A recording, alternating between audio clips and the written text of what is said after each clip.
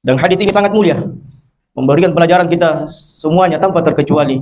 Bapak ibunya, tetua, teman-teman persahabatan pendengar hadirat. Sebelum kita berbicara tentang haknya manusia, maka berbicara dahulu tentang haknya Allah. Sebelum kita meminta hak kepada Allah Jalla Jalaluhu, ya kadang kita, ya Allah kenapa rezeki saya seperti ini? Ya Allah kenapa saya susah? Kenapa saya begini? Kenapa saya begitu? Kadang kita mengeluh di hadapan Allah, menggerutu. Si fulan sudah bisa membeli mobil, ya Allah. Si fulan sudah ada di rumahnya, ya Allah saya masih ngontrak, saya masih ini, saya masih itu. Ya kadang kita menggerutu, meminta hak kita kepada Allah Jalla Jalaluhu. Ya Allah saya sudah salat, ya Allah saya sudah bersedekah, ya Allah saya sudah berpuasa, tapi hidup saya seperti ini saja. Maka ketahuilah ikhwatal iman rahimakumullah, sebelum kita meminta hak kita kepada Allah, berbicara tentang hak maka kita terlebih dahulu berbicara tentang haknya Allah Jalla Jalaluhu.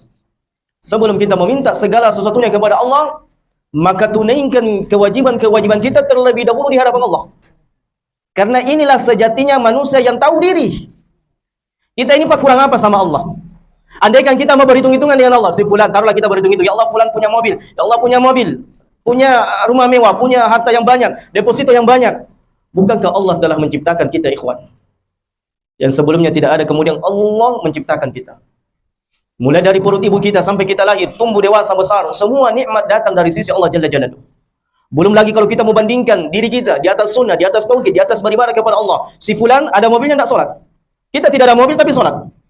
Si fulan ada rumah mewahnya tetapi tidak di atas sunnah, di atas kesyirikan mereka. Kita walaupun tidak ada rumah tetapi di atas tauhid, di atas sunnah. Yang mana lebih indah kehidupannya, mereka atau kita? Tentu ini ikhwan, orang yang bijak kepalanya, berada di atas akal yang sehat, berada di atas ilmu yang baik, Quran dan sunnah, tentu mereka senantiasa bersyukur kepada Allah. Alhamdulillah. Walaupun si fulan ada mobilnya, ada otonya, ada rumah mewahnya, ada depositonya, banyak tanahnya, tetapi dia semakin jauh dari masjid. Apa gunanya? Si fulan rezekinya dilapangkan, santai kehidupannya, tidak melarat dia, tetapi dia jauh dari tauhid, jauh dari sunnah. Apa artinya ikhwan? Tidak ada gunanya. Karena kalau barometer kesuksesan, keberhasilan berkaitan dengan dunia, maka Fir'aun adalah orang yang sukses di dunia. Qarun adalah orang yang sukses yang berada di dunia dari Musa, tetapi tidak. Kadar barometer kebaikan, kesuksesan seseorang adalah mereka yang bertakwa kepada Allah Jalla Jalaluhu. Sehingga Umar ketika melihat para sahabat, para penghafal Quran menundukkan pandangan mereka kayak seolah-olah tidak pede dengan orang kaya, maka Umar menegur mereka, bangkit dan tegakkan kepalamu. Jangan kau minder dengan mereka.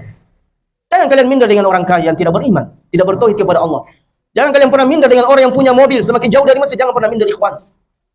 Lianna la fakhra illa fakhrun tuqa ghadan idza dammahumul mahsyar. Karena tidak ada kesenangan, kemegahan, kemewahan bagi orang yang bertakwa kecuali ketakwaan mereka di sisi Allah Subhanahu wa taala. Ghadan, esok hari di pada hari kiamat, semua wajah tertunduk lesu di hadapan Allah, mereka hina di hadapan Allah kecuali mereka yang beriman dan bertakwa kepada Allah Jalla Jalaluhu. Mau daftar haji tapi khawatir tidak diberangkatkan? PT Tanur Mutmainatur Cabang Makassar solusinya.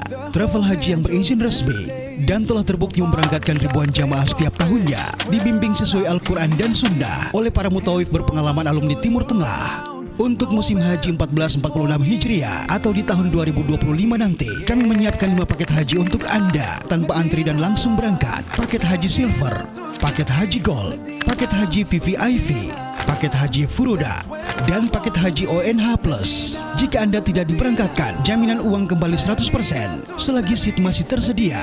Daftarkan segera diri Anda. Tunggu apa lagi? Allah ya Allah kiya karo, dugna kisi ko diya karo, jo duniya ka malik hai, naam usi ka liya karo. Allah ya Allah.